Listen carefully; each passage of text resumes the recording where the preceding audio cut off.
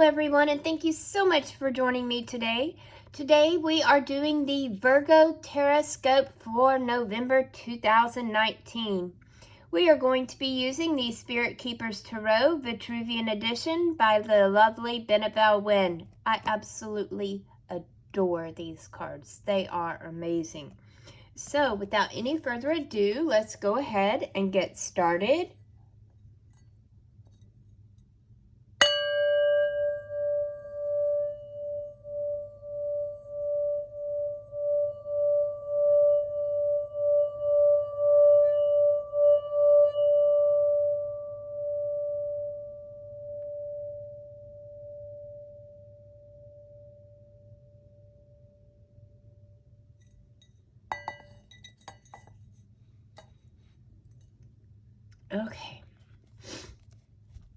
Okay, Spirit, what do you have for Virgo for the month of November? Virgo.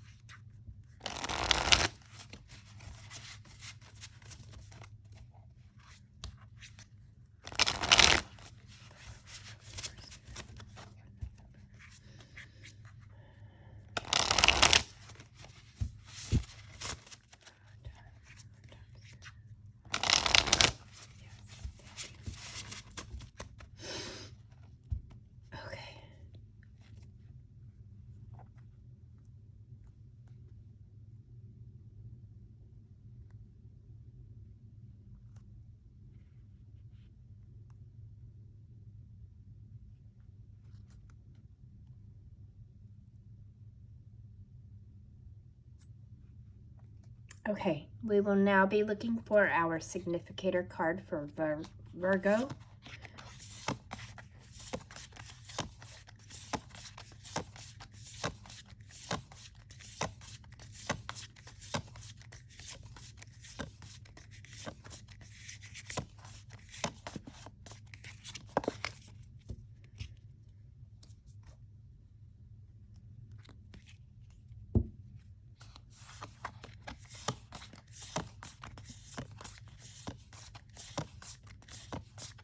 And there we go.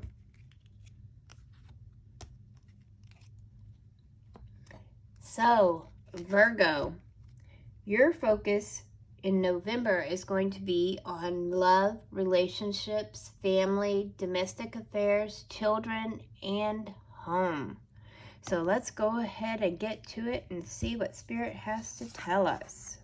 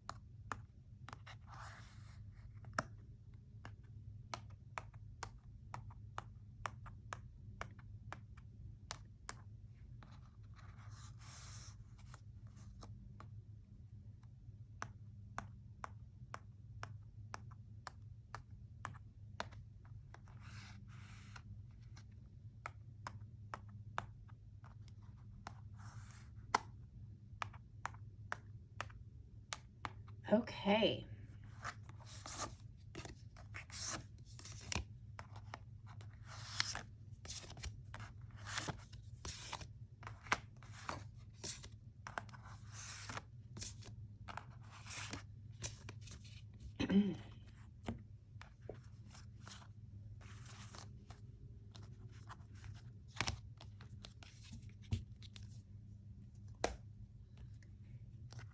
And our first card is the Erudite.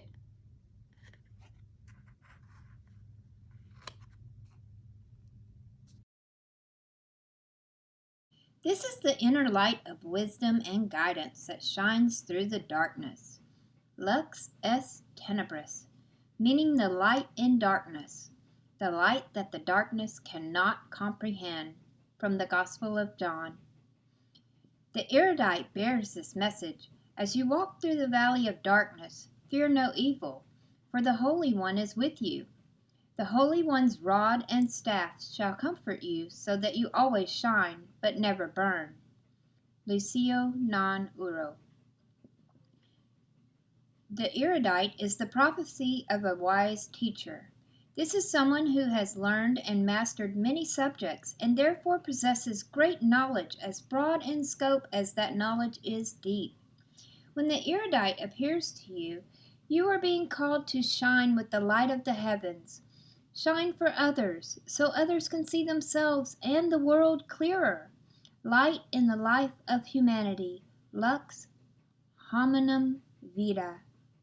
The bars of music in the open book symbolizes the language of key 9. The erudite speaks with the voice of light, and that voice, the universal language that unites all of mankind, is music. Here, the page features Pachelbel's canon in D. Pachelbel was a sun sign Virgo. The erudite corresponds with the zodiac sign Virgo. When you understand why the erudite has appeared to you, then this spirit leaves you with one final message. Where I am, you also may be, says the hermit of the mysteries.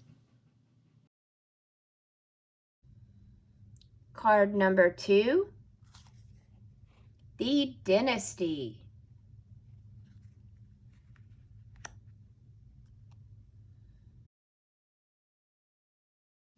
The dynasty is wealth multiplied. In the foreground, the old man faces the young man. They personify inheritance, legacy, and the multi-generational dynasty. This card portends advancing prestige. The dynasty is the spirit of collective power that strengthens a tribe. The theme here is successorship. It can also suggest the personal impact on you of much greater national or global affairs. Something greater is going on, and the collective has reached down to directly affect you at the individual and personal level. What the Ten of Orbs portends is gains to be had from that impact. The Ten of Orbs also can indicate the gift of good physical health or a reawakening of your strengths. While the Ten of Orbs marks a pinnacle of material wealth and success, the Book of Thoth reminds us that the success will quickly go inert, and from that inertia degenerate and rot, if the pinnacle is not immediately put to productive use towards the greater good. Thus, with the benefits and gains you shall reap, you must redirect those benefits and gains towards a greater good. Do not harvest all of the blessings for yourself. The spirit of the dynasty, with its influence from Mercury and Virgo, can signify social influence or even ideological influence, the power and capacity to sway culture. The dynasty appearing before you can also signify excellence in the arts and letters, scholarship, education, or occupational training. Card number 3, Angel of Healing. Archangel of Healing, excuse me.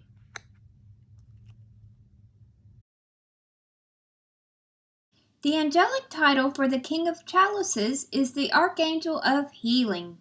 She is the Exalted One.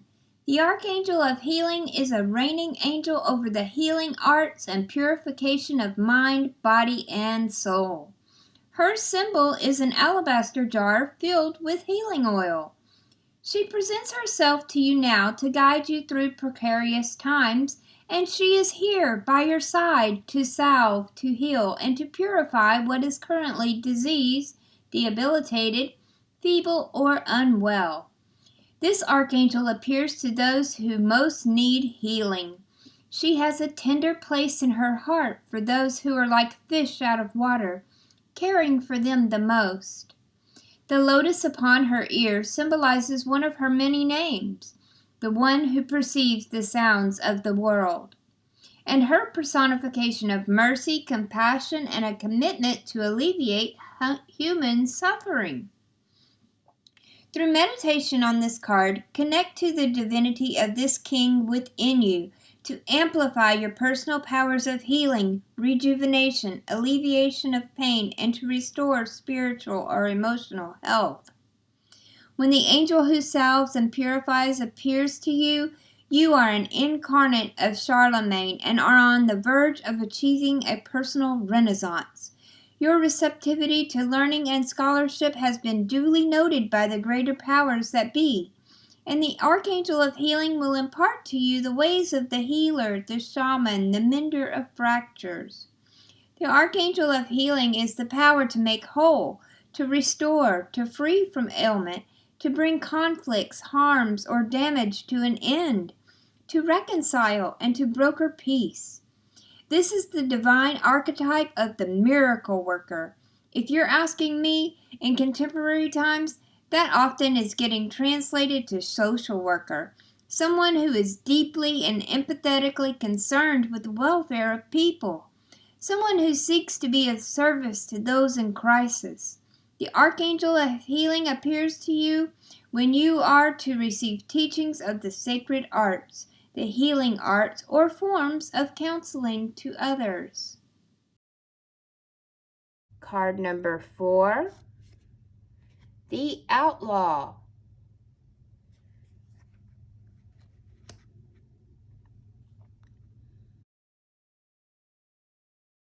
Examine your situation from a different perspective.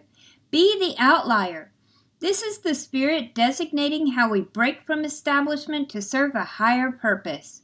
A guardian spirit has come to support you as you scrutinize both the fundamentalism around you and the personal dogma embedded deep within.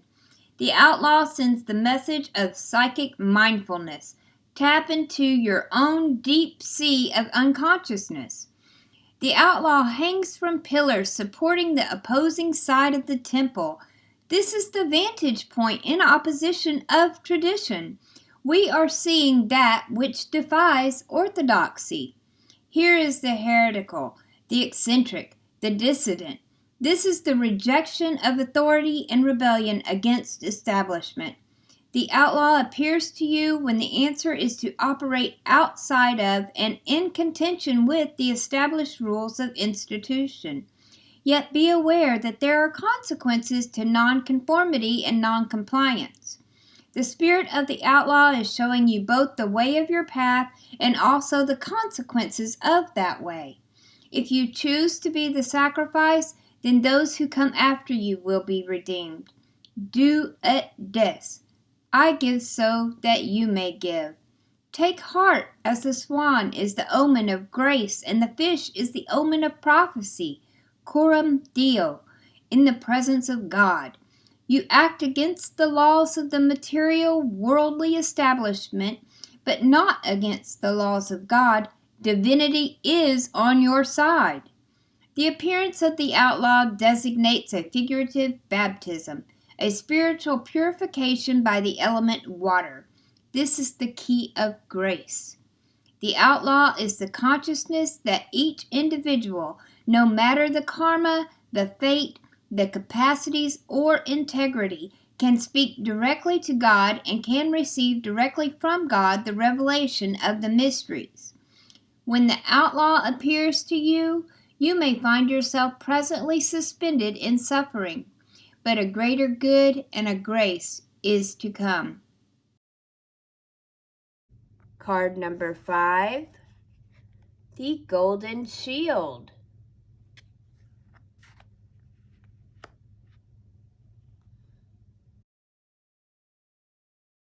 You are shielded against those who are sending you psychic arrows of envy, ill will, resentment, someone who covets what you have and who is just waiting for a vulnerable opening to strike.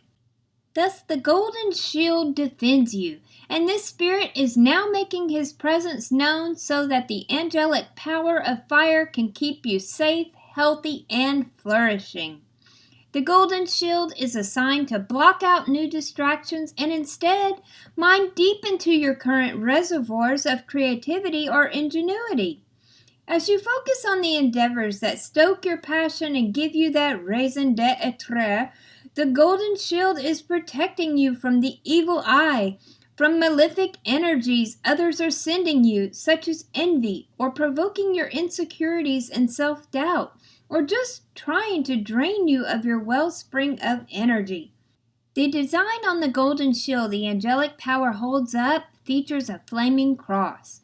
On either side of the cross is a 7-pointed star, symbolizing the perfection of God and the 7 days of creation. One star symbolizes the diurnal sacred 7. The other symbolizes the nocturnal sacred 7. Below it, in a V formation, are 6-fold tomei from Shinto, which put together would form twin Gankil, wheels of joy per Tibetan Buddhism, symbolizes pieces of the wish-fulfilling jewel. Assembled into one, they form the Philosopher's Stone. One triplet forms the power of inspiration, and the other the power of exploration. At their midpoint is a solar cross, and below that, a column of 4 power crosses that lead to another solar cross in a different design. The crosses here are also reminiscent of a double Vajra for the powers of thunder. Visualize alternating bright colors of the sun and fire further fortify the shield. Here the angelic power and queen of the scepters wears a kabuto helmet from feudal Japan and the army of a Chinese Qin dynasty warrior. The scepter he wields can also be used in the manner of a rotten fighting stick prevalent in the traditional martial arts of Southeast Asia. Card number 6, the Corruptor.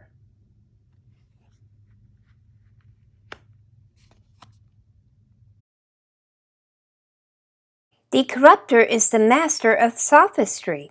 Superficially, your current reasoning seems plausible, but it's fallacious. This is the spirit of faulty logic, where emotions and desire rule over the senses. The Corruptor appears to you when you need a threshold guardian to caution you that it is time to redirect yourself.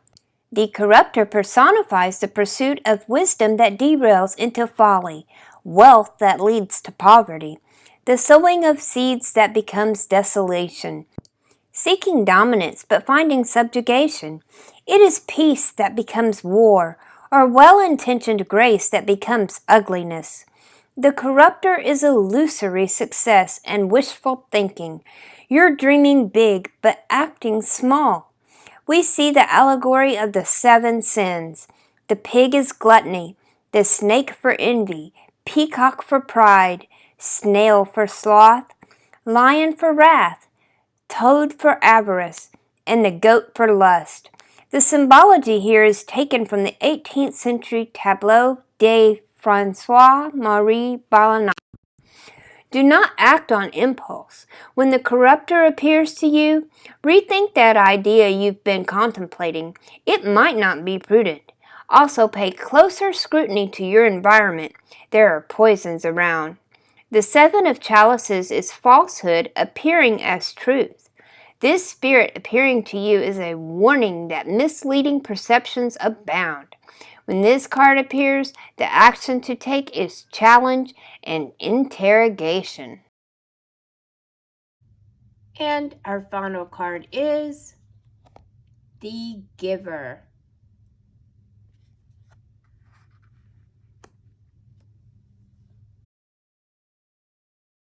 Let the karmic circle remain unbroken. Give to receive. Receive, but give back. A kind gesture heals a painful wound. The giver is the spirit of provision, seeking anonymity. The giver shows only the hand in offering. Emanating from the 6 of orbs is the divine essence of Anasadora, the giver of gifts. When the open palms are what calls to you, then the giver is Gaia, who endows you with vitality and the gift of creation that yields fruition. When the orbs are what calls to you, the giver is Pandora, the all-gifted, who manifests hope into your heart to help you counter the adversities you've had to face. When the flower is what calls to you, then the giver is Demeter, blessing you with harvest, abundance, and nourishment. The Holy Trinity, giver of gifts, endow you with the blessings of material success. The ley lines forming Trinitarian knots in the background mark their presence. When the giver appears to you, the spirit of nurture is all around. Give freely, mercifully, and you shall receive freely and mercifully. This is the spirit of philanthropy. Compassion is not a quality, it is an act. It is a powerful energy one conjures. We assume that the gifts flow from the have to the have-not, but that is not so. There is balance and harmony here in the gift giving. What flows from upper to lower also flows from lower to upper. Okay, my lovely Virgos, here's what I'm seeing. Spirit is telling you to take some time, go within, and really contemplate and think about the friends and family and relationships that you currently have, and be grateful for those relationships. Those are going to lead into something that is long term, something that future generations will talk about. Go back, relationships, friendships, things like that that are not currently on the best footing right now. Go back and try to look at those and heal those relationships. Really stop and try to put yourself in the other person's shoes. Look at this from a different perspective. There's no reason for you guys to be fighting. This is something that can very easily be worked out and be healed. You are protected, so there's no reason to even go into battle. They're also saying that you're having some thoughts about maybe changing your relationships. You've got like some wishful thinking going on, thinking, well, maybe I want to be with this person over here because this person treats his girlfriend really nice, but my boyfriend doesn't treat me that way. And that's all just dreaming. Don't get distracted. Really try to focus on what you do have. And like I said, that could be family, that could be friendships, that could be significant others. But focus on what you have now, because that's your legacy. That's, like I said, future generations are going to be talking about that, the relationships you have now. And really embrace the season of Thanksgiving. Spend time with your family and friends. Enjoy each other's company. And I hope you all have a wonderful Thanksgiving and a beautiful, beautiful November. I hope that today's message has resonated with you and will help lead you and guide you through the month of November. If you would like a more personal and in-depth reading, please go over to my website at www.conjureknits.com. I offer phone readings, video readings, and chat readings. Just click on one of the links at the top of the page. And don't forget, join our Conjure crew by clicking on the Staying Informed link and meet with us live every Tuesday at 7 p.m. Central Standard Time. I can't wait to speak to you soon. Have an amazing month. Love you bunches.